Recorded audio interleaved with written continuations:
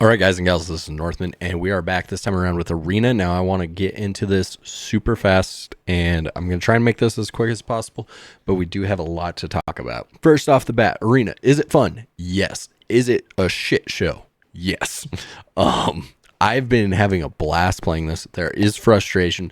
There is things that are bad. I'm trying to not do this with rose-colored glasses. I'm trying to be honest with you guys. There's a lot of stuff that I think is kind of par for the course on how BSG rolls out something like this. Now, to start us off with, I want to talk about their kits. Now, I get into all the systems, how this works, or anything like that, but first thing you got to know is kits are insanely imbalanced.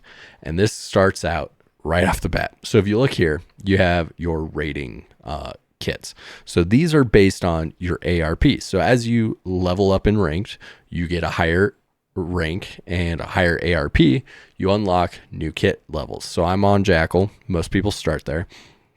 And then you have Mercenary, and then Fighter and Warrior, Gladiator. This is just the rating ones. The main kits, you have Assault, CQB, Scout, and Marksman. If you notice, you have a kit here that has Class 4 armor right out the gate.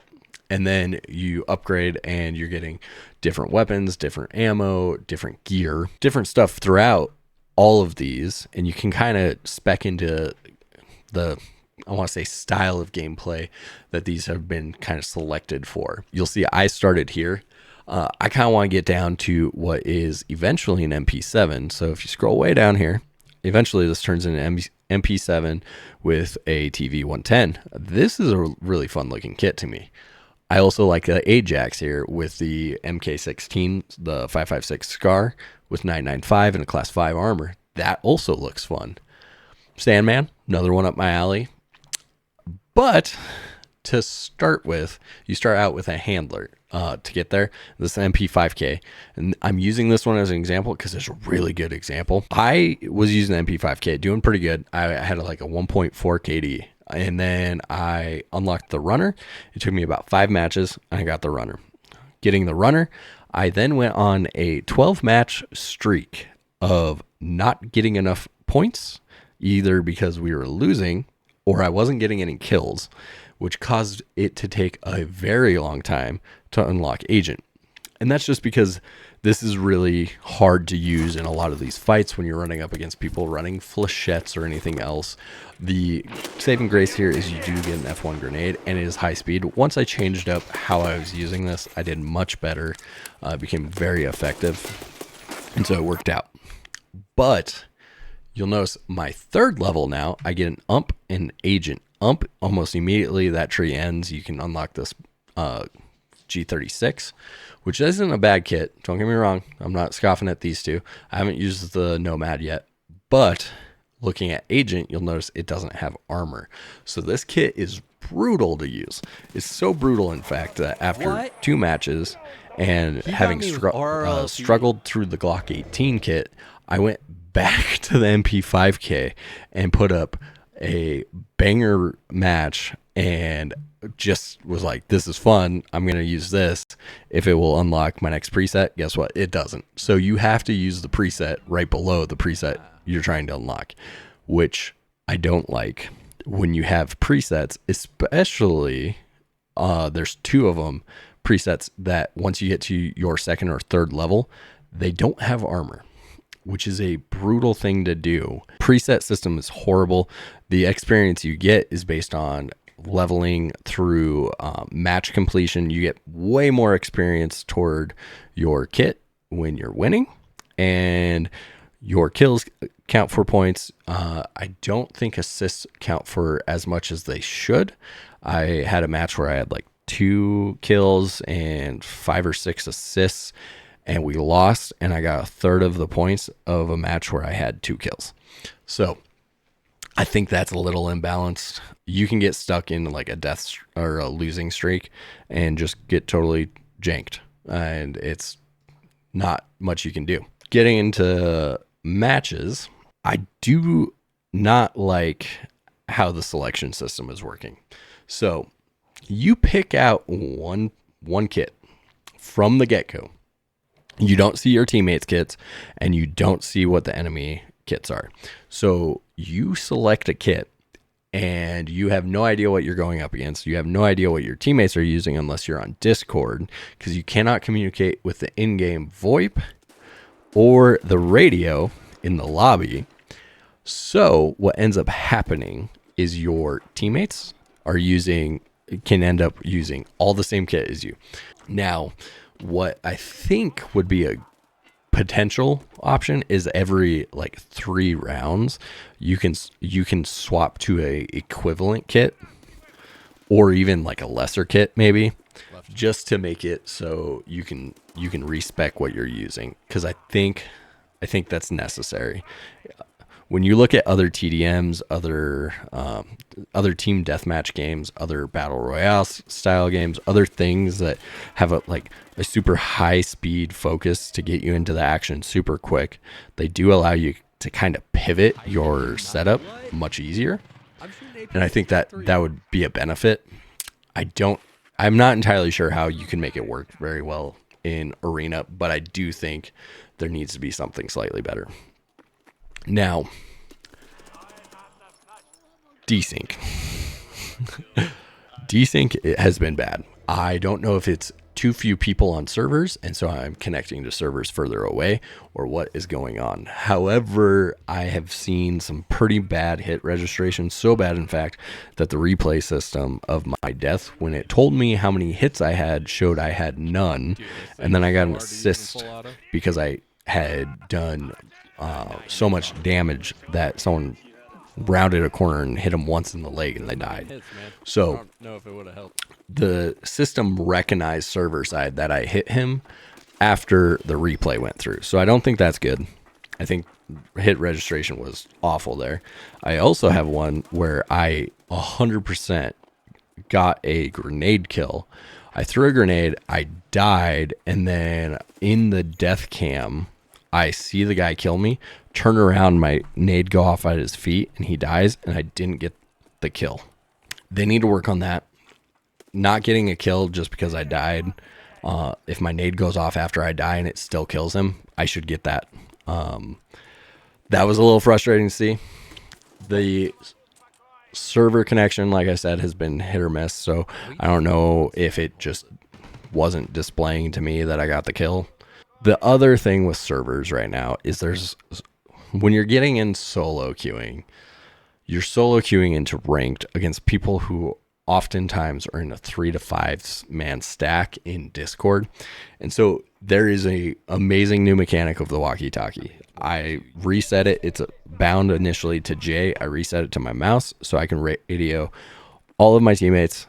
Solo queue has been hit or miss. I've gotten quite a few rounds where people are talking, we're doing call outs, we're working together. It's been fun. I've also got quite a few where people just wiggle at you. I'm guessing they don't have a mic or they didn't want to use it. Now, the solo queuing against people who are using Discord sucks so terribly because we cannot communicate in-game radios once you die.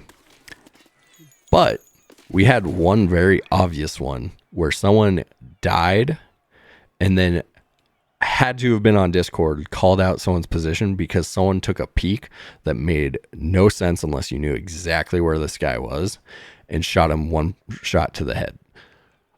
It's an unfair advantage as far as I'm concerned in something that's supposed to be high speed and you're going to have ranked matching and stuff.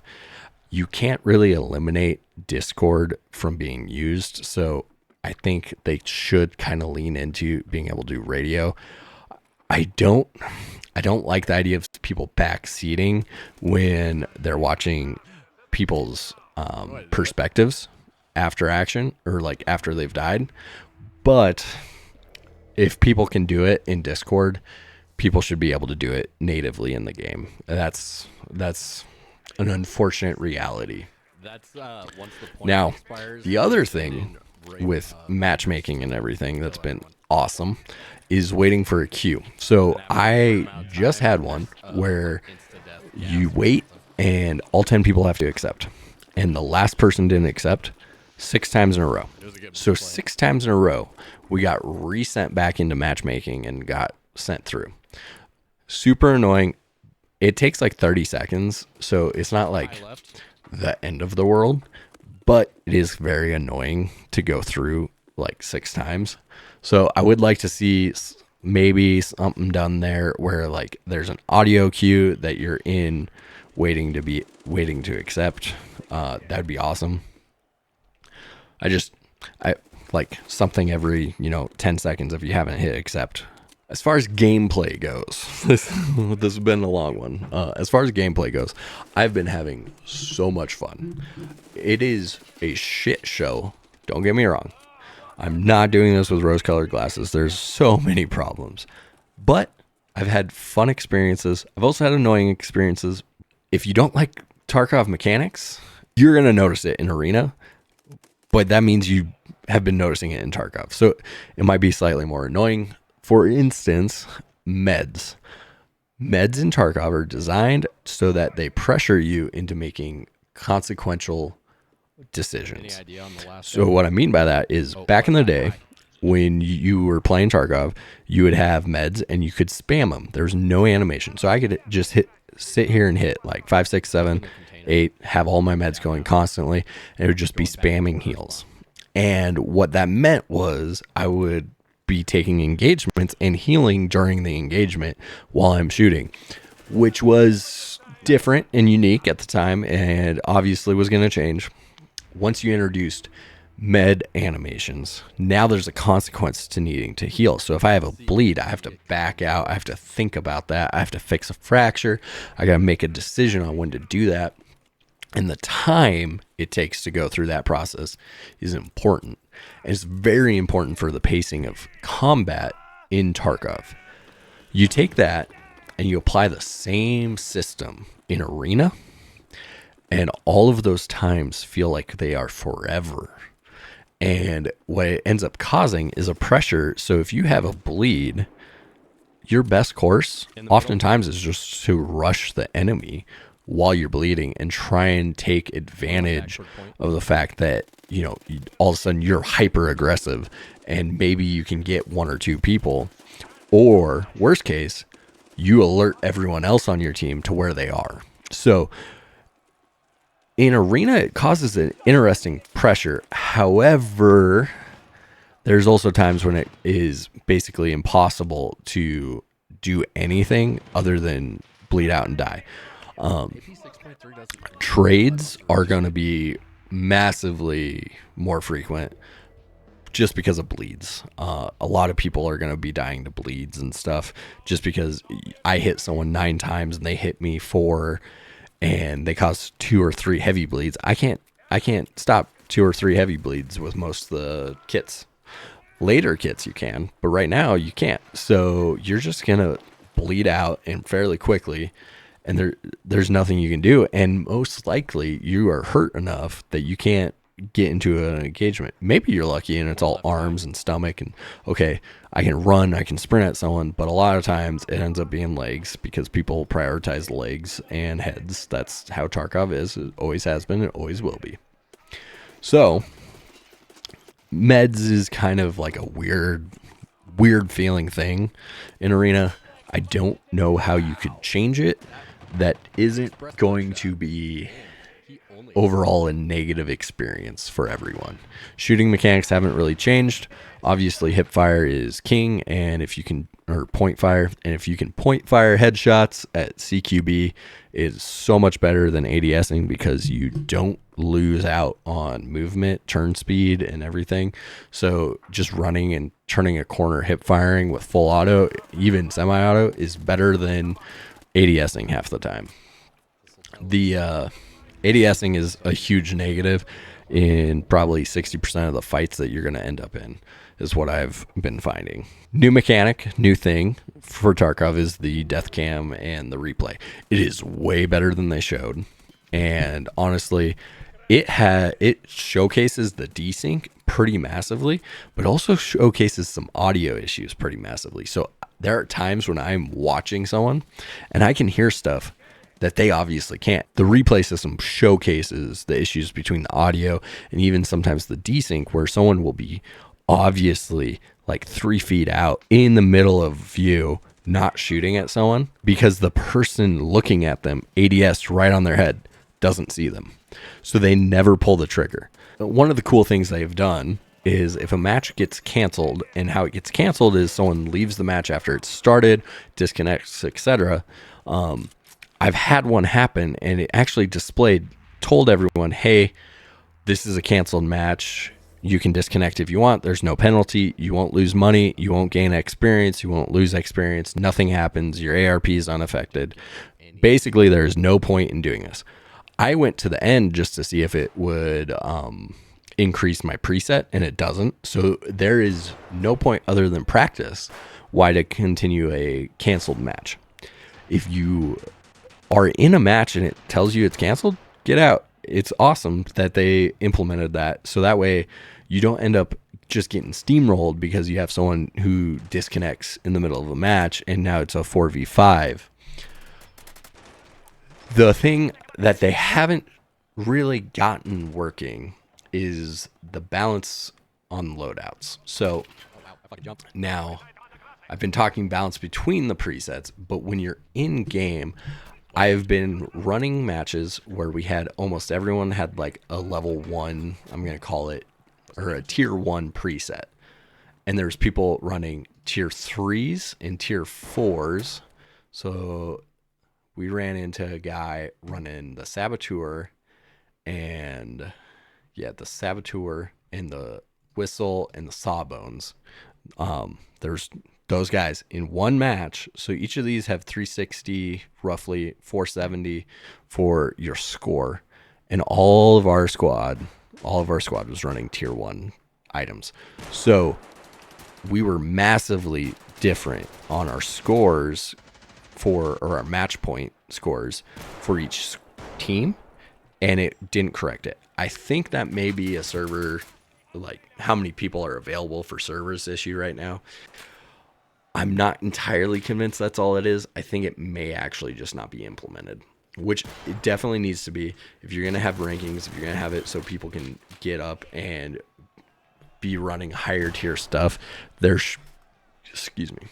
should be a notification or a modifier or something to kind of like allow kind of some balance here. So say, for example, a modifier is if we're all running these and we're getting kills, that XP should be worth more. Easy little, like, call it a 10% extra XP. Balances it out slightly, so if you get a kill, it's way better for you. All sorts of good stuff can come from that. Don't necessarily think it should affect, well, it could affect ARP. You could get a little bonus on there, but it's going to be difficult to kill people in some of these cases when they have some of these higher tier stuff, just because a lot of them are eating up rounds. Or you're just getting put up against people who are very clearly better situated for a fight. So I've gone on for a very long time. I'm going to kind of wrap it up here. I think overall, Arena is a blast to play. It's going to be better with friends, better with a Discord running. But you can get into a solo queue. You can have fun.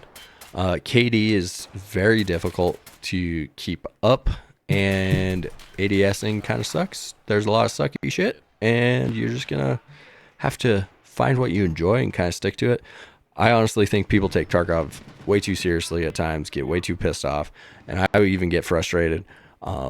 I'm not saying I don't by any means, but the key, I think, for Arena right now is to recognize it's going to be janky. It's going to be weird. It's probably going to fall apart. But if you can find a way to have fun, do it, enjoy it, and hope you find a kit that you enjoy and can keep using.